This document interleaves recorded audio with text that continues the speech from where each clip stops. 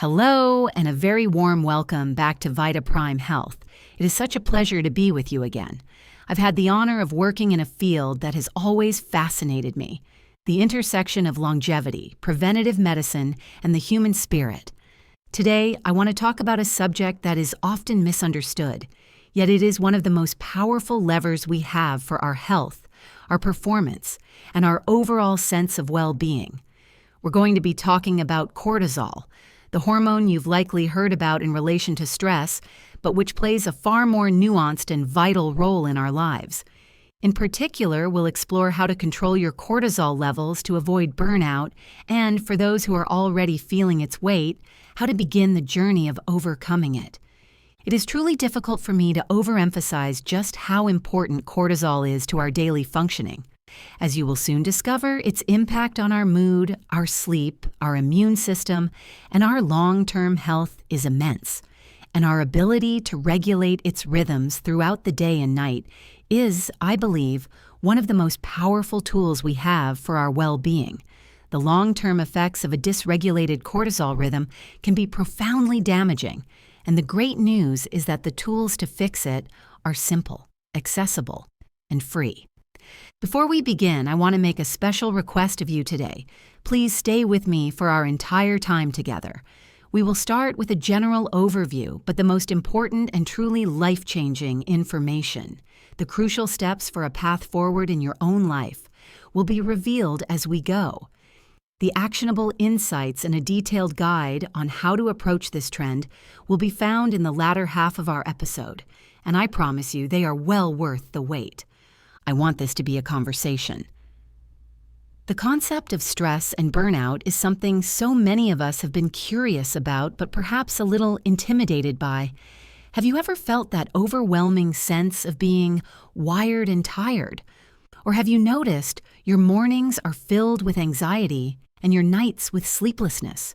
I would love to hear your thoughts, your curiosities, and your concerns in the comments below.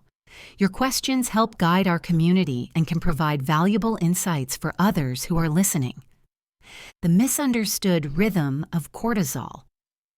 Let's begin by unpacking the common belief about cortisol.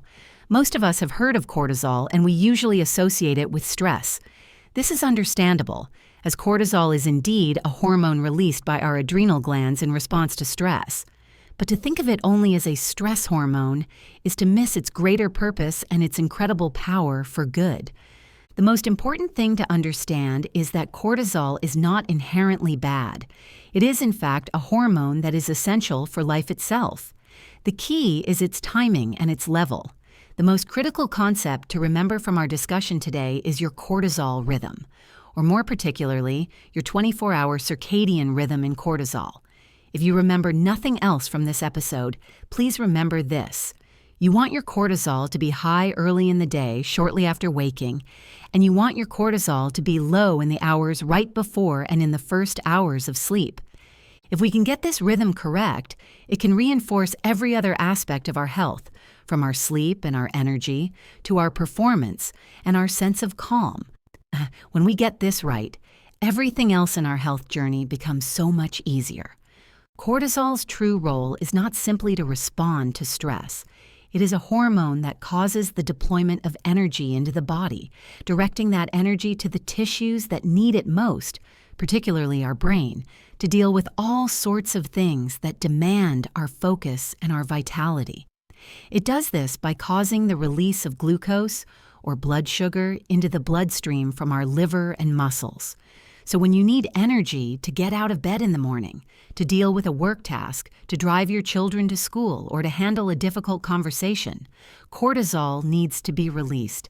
This is a very different way of thinking about cortisol than the common narrative, which often focuses solely on elevated cortisol as a bad thing.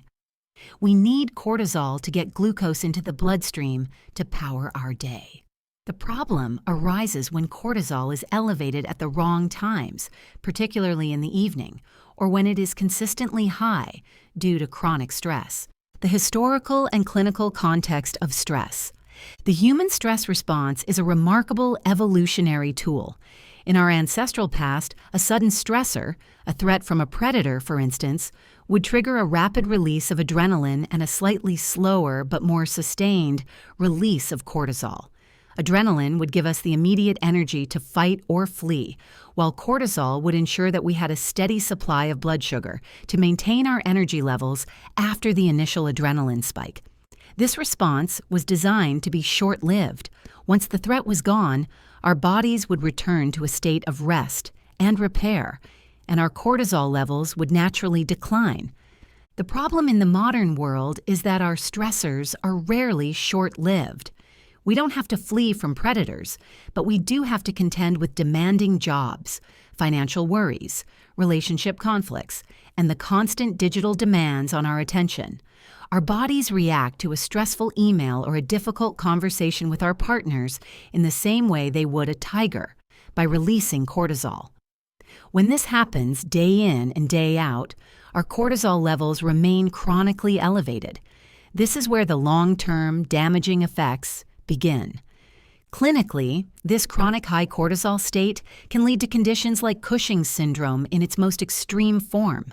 A more common but still serious result is what we refer to as burnout, a state of physical, emotional, and mental exhaustion. The pattern of burnout is often described as being wired and tired, where you have no energy during the day but can't seem to relax or sleep at night.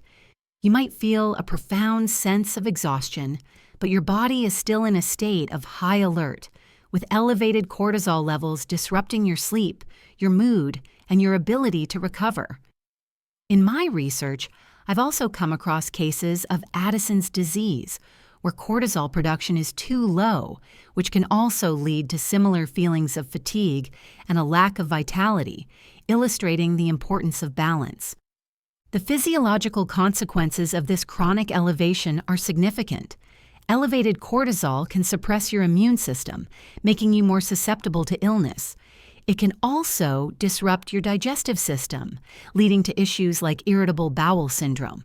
Perhaps most insidiously, it can lead to fat storage, particularly in the abdominal area, because cortisol signals to your body that it needs to store energy in case of a future stressor.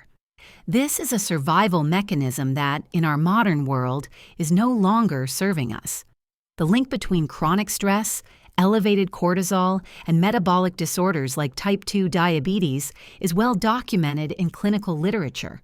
A 2020 review in the journal Endocrine Reviews highlighted how chronic stress-induced cortisol elevation is a significant risk factor for metabolic syndrome, a cluster of conditions that includes high blood pressure, high blood sugar, excess body fat around the waist, and abnormal cholesterol or triglyceride levels.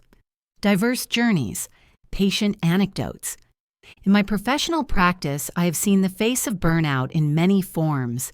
These are not always the people you would expect. I think of a woman I'll call Maria, a 67-year-old retired school principal. Maria was a pillar of her community, always busy with volunteer work, family gatherings, and a lively social life. On paper, her life was full and happy, yet she came to me with complaints of persistent fatigue, unexplained weight gain, and a feeling of dread that would often start in the morning. She felt she was losing her sparkle. We worked on her cortisol rhythm. We focused on getting her bright morning light, creating a consistent sleep schedule, and integrating a gentle, mindful movement practice into her day. What was most powerful for Maria was the simple act of setting aside 15 minutes each morning to sit in her garden and watch the sunrise, without her phone, before her day began. She started to notice that her morning anxiety, which was a hallmark of her dysregulated cortisol, began to subside. She said it was like reclaiming her mornings, and in doing so, she started to reclaim her vitality. Then there was a gentleman I'll call Edward, a 75-year-old widower who had recently moved to be closer to his children. He was feeling isolated and had fallen into a routine of watching television late into the night.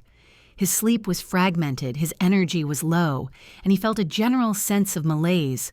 He wasn't sad, but he wasn't happy. He was simply adrift.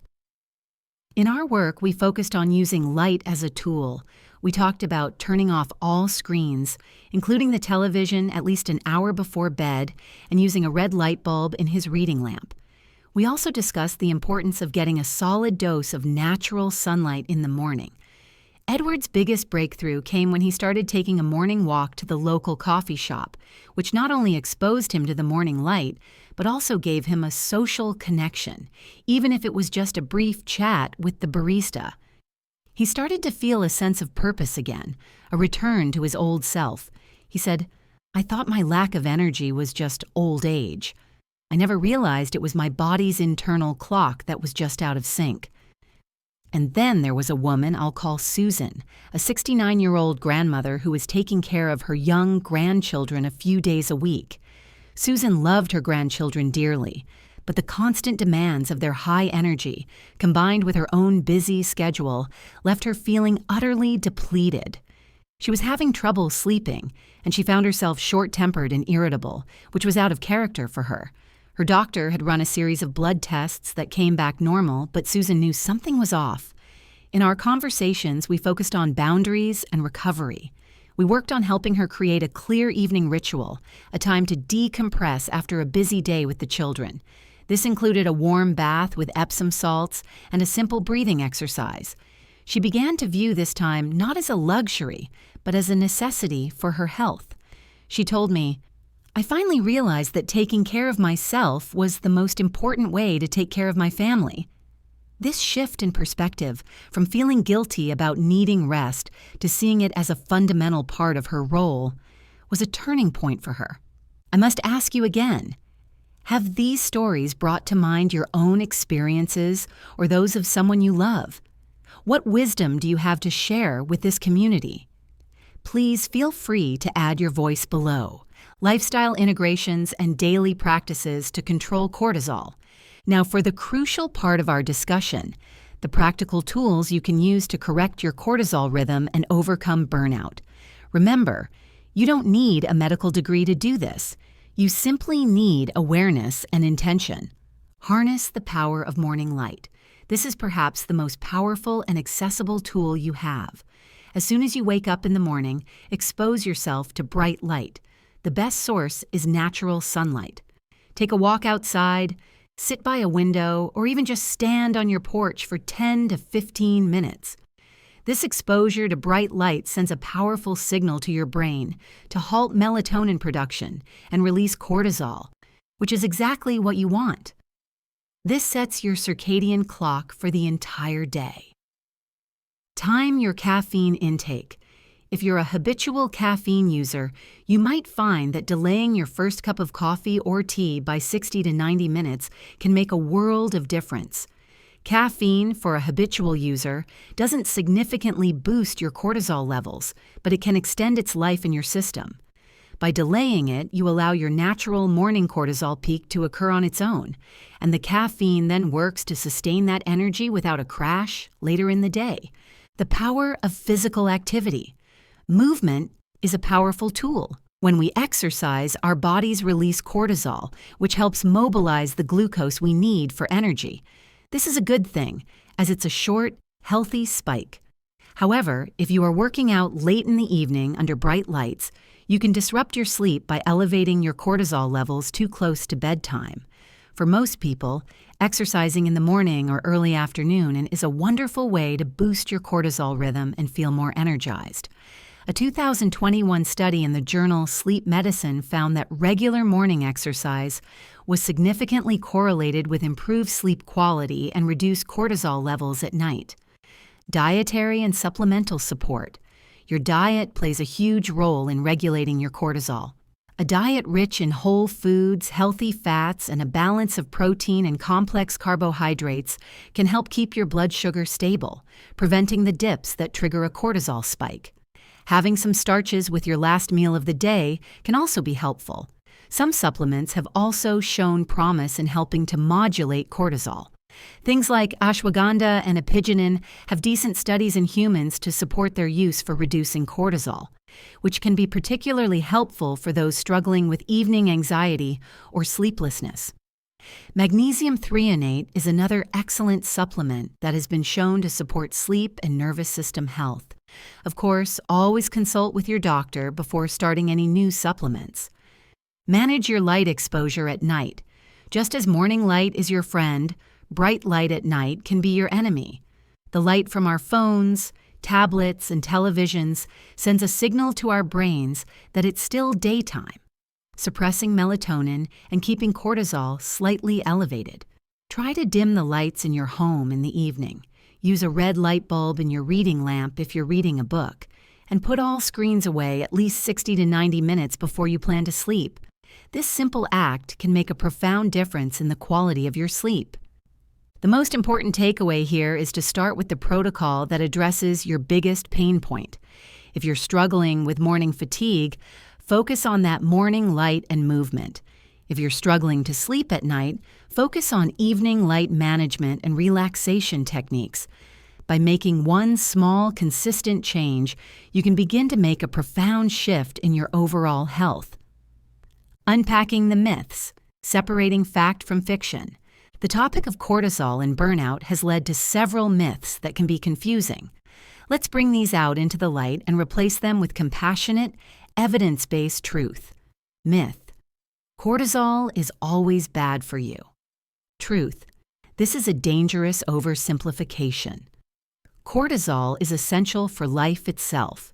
It helps us wake up in the morning, gives us the energy to face our day, and even helps our immune system function properly. The problem is not cortisol itself, but a dysregulated rhythm. Too high at night, too low in the morning, or a consistently elevated level due to chronic stress. Myth: you can fix your cortisol with a pill. Truth: while certain supplements like ashwagandha can be helpful in modulating cortisol, they are not a cure-all. The true fix comes from addressing the foundational pillars of health: light exposure, sleep, movement, and nutrition. Supplements are just a tool to support these healthy behaviors. There is no magic bullet. Myth: burnout is just a sign of weakness. Truth: burnout is a real physiological and psychological state, and it is a sign that your nervous system is in a state of chronic high alert, unable to find its way back to a state of rest and repair. It is a sign of a dysregulated cortisol rhythm and is not a character flaw. Myth: all stress is bad for you. Truth: this is also not true. Short, acute stressors, such as an intense workout or a cold shower, can actually be beneficial. These are what we call hormetic stressors. They challenge our bodies in a healthy way, making us more resilient in the long run. The problem lies with chronic, unmanaged stress that keeps our cortisol levels constantly elevated. A 2018 study in Cell Metabolism highlighted the benefits of acute, short-term stressors in boosting cellular health and longevity. Myth: you need to be a morning person to have a healthy cortisol rhythm. Truth: while morning light exposure is key, you don't have to force yourself into a routine that feels unnatural. The goal is simply to get that bright light exposure shortly after you wake, regardless of when that is. The principles are the same for night owls and early birds. It is just a matter of timing your light exposure to match your own natural wake-up time. The change in seasons can also affect your cortisol rhythm, especially if you live in a location with shorter days in the winter. In such cases, using a light therapy lamp can be a beneficial tool to simulate bright morning light. A detailed FAQ for our VitaPrime community. Question: can therapy help with burnout? Absolutely. Burnout is a complex issue that has both physiological and psychological roots. Therapy can be an incredibly powerful tool because it can help you identify the underlying stressors in your life, develop effective coping mechanisms, and provide emotional support as you navigate the journey of recovery. A good therapist can give you useful insights that help you improve your work life, your relationships, and your relationship with yourself. The goal is to get to the root of the stress, not just to manage the symptoms. Question: I'm feeling wired and tired. What is the most important thing I can do to start? The wired and tired pattern is a classic sign of a dysregulated cortisol rhythm. Low energy in the morning and a feeling of being on edge or unable to sleep at night. The most important first step is to focus on your light exposure, both in the morning and in the evening. Get bright light as soon as you wake to boost your morning cortisol and energy. Then, in the evening, dim the lights, put away all screens, and use red or amber light to signal to your body that it's time to wind down and produce melatonin. This 1-2 punch can have a dramatic effect on resetting your rhythm. Question: what is the connection between cortisol and blood sugar? Cortisol's primary role is to ensure your body has a steady supply of energy. It does this by stimulating the release of glucose, or blood sugar, from your liver and muscles into the bloodstream. This is why chronic elevated cortisol levels can lead to insulin resistance and an increased risk of type 2 diabetes. When your body is constantly in a state of high alert, it is also in a state of constantly elevated blood sugar, which can have long-term negative effects on your metabolic health. This is yet another reason why managing your stress and your cortisol rhythm is so crucial for long-term health. Question: can too much exercise be a problem? While exercise is a powerful tool, it is possible to have too much of a good thing. Overtraining can be a significant stressor on the body, leading to chronically elevated cortisol levels, particularly if you are not getting enough rest and recovery. This is often seen in individuals who feel the need to push themselves constantly, leading to a state of exhaustion that can resemble burnout. Listening to your body, taking rest days, and incorporating gentle, restorative practices like stretching or walking can be just as important as the more intense workouts. Question: what is the relationship between cortisol and adrenaline? Cortisol and adrenaline, also known as epinephrine, are both released by the adrenal glands in response to stress. However, they work on different timescales. Adrenaline is released very quickly, creating that immediate jolt of energy and focus you feel in a stressful situation. Cortisol, on the other hand, is made and then released on a slightly slower timescale. Its purpose is to provide a sustained source of energy by releasing glucose into the bloodstream, ensuring you have the fuel to deal with the stressor long after the initial adrenaline rush has subsided. They work together as part of the body's comprehensive stress response system. Question: does a change in seasons affect cortisol? Yes, absolutely. The amount of light we are exposed to has a direct and powerful impact on our cortisol rhythm, and the seasons directly influence the amount of light we receive. This is particularly true for those of us living at higher latitudes, closer to the poles. In the shorter, darker days of winter, it can be more challenging to get that crucial dose of bright morning light, which can contribute to feelings of fatigue and low energy. This is why tools like a light therapy lamp can be so beneficial in the winter months. They simulate bright, natural light to help keep your circadian rhythm in sync. Question: can I have morning anxiety, and how is it related to cortisol? Yes, morning anxiety is a very common symptom of a dysregulated cortisol rhythm. The natural cortisol spike we want in the morning is designed to give us energy and focus. However, if our nervous system is in a state of chronic high alert, that morning spike can be experienced as a feeling of anxiety or dread. This is a sign that your body is having trouble differentiating between a healthy morning wake-up signal and a genuine threat. By working to correct your cortisol rhythm and calming your nervous system with tools like meditation and mindful breathing, you can often significantly reduce or even eliminate morning anxiety. As we draw our conversation to a close today, my dear friends, I hope this discussion has brought a sense of curiosity and a new sense of possibility. The world of wellness is expanding in such exciting ways, and we are no longer limited to a single approach. Remember, whether you choose to make a small change to your morning routine or to embark on a more significant journey, the path to health begins with intention. It starts with a commitment to yourself, a willingness to listen to your body, and the courage to make small, proactive changes. This journey of wellness, of living fully and vibrantly in our senior years is one we embark on together. If today's discussion resonated with you, if it offered a fresh perspective or inspired you to make a gentle change, I would be so honored if you would join our ever-growing Vita Prime Health family. Please subscribe to our channel right now. It's a simple act that ensures you'll receive all our future episodes, each designed to empower you with evidence-based insights and heartfelt support for your well-being. And if you know someone, a cherished family member, a dear friend, or perhaps a valued neighbor who might also find comfort, inspiration, or valuable insights, here I would be deeply grateful if you would share this episode with them. Your sharing helps us extend our embrace, fostering a larger community dedicated to thriving at every age. Let's continue to support each other on this beautiful path. Thank you, always, for your precious time, your trust, and your unwavering commitment to your own health journey. Until we meet again, take exquisite care of yourselves and keep cultivating that wonderful vitality.